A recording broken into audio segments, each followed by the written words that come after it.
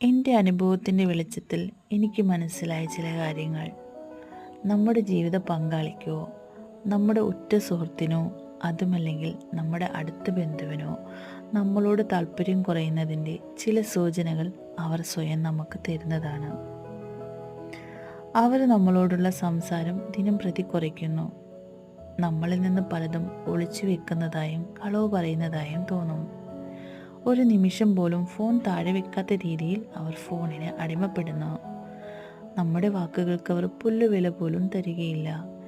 എന്ത് ചെയ്താലും കുറ്റവും കുറവും മാത്രമേ അവരിൽ നിന്ന് നമുക്ക് ലഭിക്കുകയുള്ളൂ. നമ്മളെക്കാൾ അവർ മറ്റുള്ളവരിൽ സന്തോഷം കണ്ടെത്തുന്നു. നമ്മളോടൊപ്പം സമയം ചെലവഴിക്കാൻ അവർ താല്പര്യപ്പെടുന്നില്ല.